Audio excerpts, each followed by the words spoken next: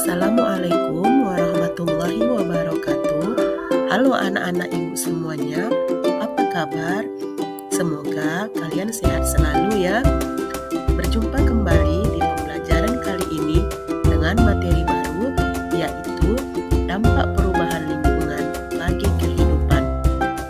Tentunya kalian jangan bosan ya dalam pembelajaran ibu. Langsung saja kita mulai dari pengertian pencemaran lingkungan.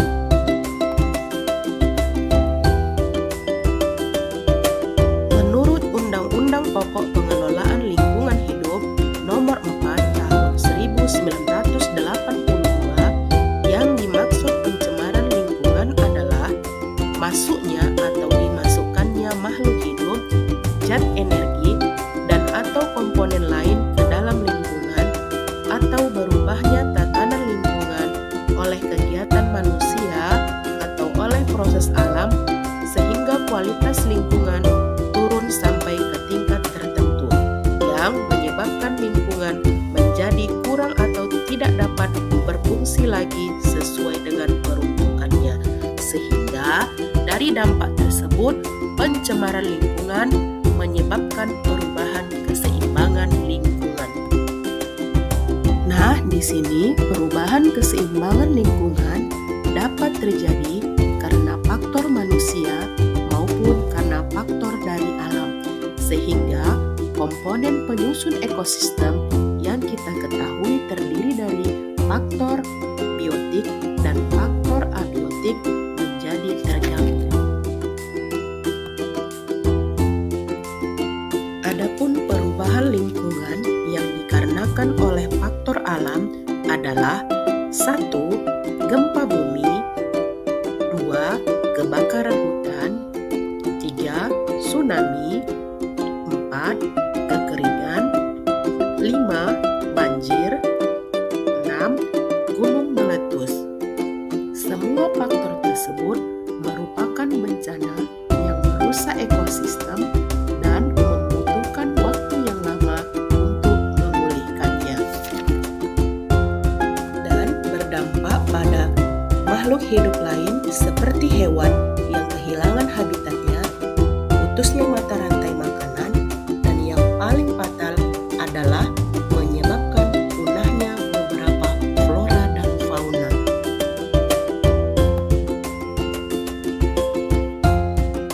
Selain dari faktor alam, ada juga perubahan lingkungan karena faktor manusia. Seperti yang kita ketahui, penebangan hutan untuk kepentingan pribadi maupun kelompok adalah penyumbang terbesar dalam kerusakan lingkungan. Selain itu, pemupukan yang berlebihan pada lahan pertanian juga ikut andil memperparah keadaan. Selain itu juga, aktivitas tambang yang tidak ramah lingkungan penyebab kerusakan lingkungan. Akibat dari penebangan hutan, maka tidak ada lagi penguapan yang dilakukan oleh pohon atau proses transpirasi, sehingga berakibat pada lambannya proses daur air dan berdampak pula bagi kesuburan hara tanah. Pemupukan yang berlebihan atau pemberian insektisida yang tidak tepat dapat menyebabkan hama lebih resistensi atau kebal. Selain itu, residu pestisida dapat menyebabkan penyakit. Matinya organisme lain jika mengkonsumsi paparan pestisida dan pencemaran air dan tanah. Aktivitas tambang yang tidak memperhatikan kelestarian lingkungan, terutama tambang laut lepas, dapat merusak terumbu karang dan mengakibatkan rusaknya ekosistem lautan. Sekarang kita akan membahas macam-macam pencemaran lingkungan. Yang pertama ada pencemaran air. Yang kedua ada pencemaran udara. Yang ketiga pencemaran tanah.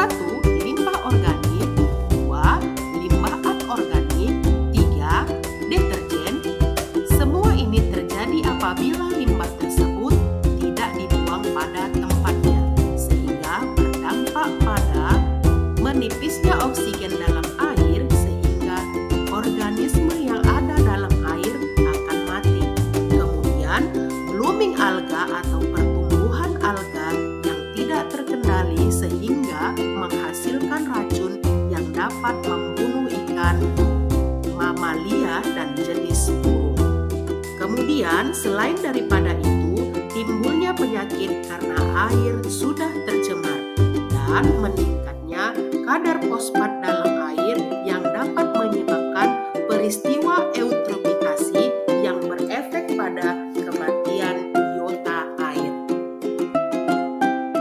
Sumber pencemaran air yang kedua adalah aktivitas pertanian seperti pemberian pestisida yang berlebihan dapat merusak kualitas air tanah dan kematian organisme lain. Penyebab pencemaran air yang ketiga adalah pencemaran air karena limbah industri dan pertambangan yang dapat menyebabkan gangguan kesehatan karena air dapat sebagai media hidup mikroba patogen yang dapat menyebabkan penyakit kanker serta media hidup vektor penyakit dan jumlah air bersih yang semakin berkurang. Macam-macam pencemaran lingkungan selanjutnya adalah pencemaran udara. Pencemaran udara adalah kehadiran satu atau lebih substansi fisika, kimia, dan biologi di atmosfer dalam jumlah yang dapat membahayakan kesehatan manusia, hewan, dan tumbuhan. Adapun sumber pencemaran udara yaitu 1.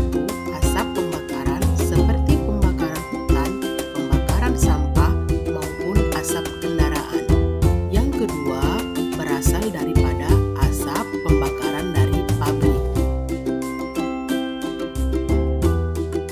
Dampak dari asap pembakaran tersebut menjadi gugurnya daun-daun pada pohon sehingga menghambat proses fotosintesis.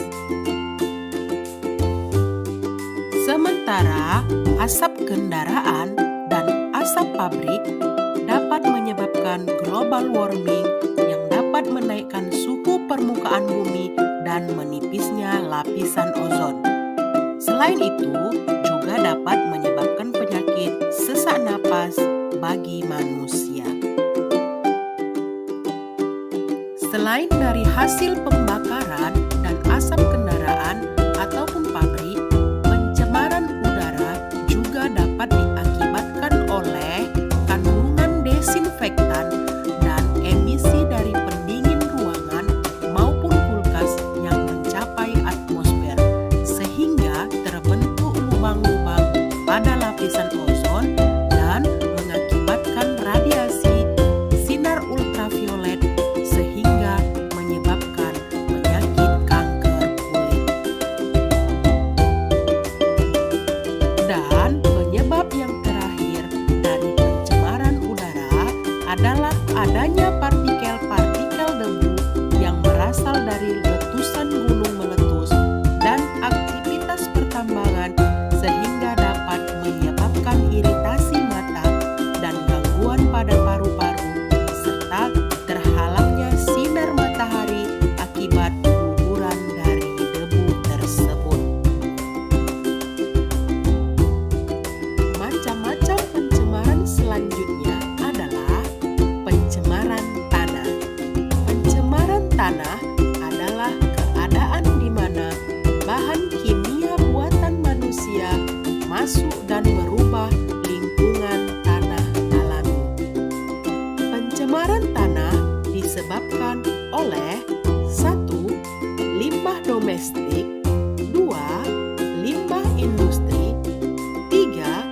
Limbah pertanian. Limbah domestik berupa senyawa anorganik yang tidak dapat dimusnahkan atau diuraikan oleh mikroorganisme seperti plastik, serat, keramik, dan kaleng, sehingga menyebabkan tanah menjadi kurang subur dan limbah tersebut tetap utuh hingga 300 tahun yang akan datang. Sementara limbah industri sendiri dapat mencemari tanah dan mikroorganisme yang memiliki fungsi terhadap kesuburan tanah.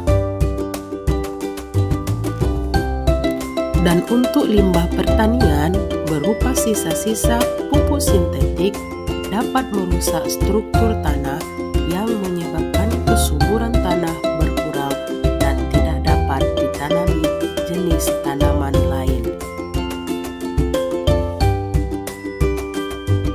Dan yang paling terakhir dari macam-macam pencemaran adalah pencemaran suara.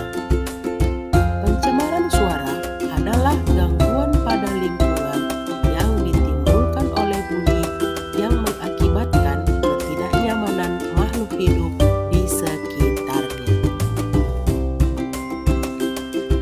Contoh dari pencemaran suara adalah seperti pengeras suara berlebihan, bunyi mesin pesawat, kereta api, pengerjaan konstruksi, maupun aktivitas pabrik. Adapun dampak dari pencemaran suara ini adalah menimbulkan berbagai macam dampak kesehatan seperti menurunnya konsentrasi yang berakibat pada kecerdasan, ingatan, kesehatan mental, penyakit jantung, dan penyakit diabetes, maupun gangguan pendengaran, serta susah beristirahat. Dari 4 macam pencemaran lingkungan yang sudah Ibu jabarkan tadi, kiranya kalian dapat menjaga perilaku untuk tidak mencemari lingkungan, karena dampak dari pencemaran lingkungan tersebut bukan hanya kita yang merasakannya, melainkan makhluk hidup lain yang berdampingan dengan kehidupan kita.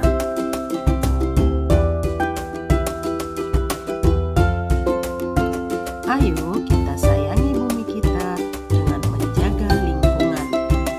Hal yang paling kecil yang dapat kita lakukan di sekolah adalah dengan tidak membuang sampah sembarangan dan menghemat air, serta menanami pohon-pohon pada lingkungan sekolah.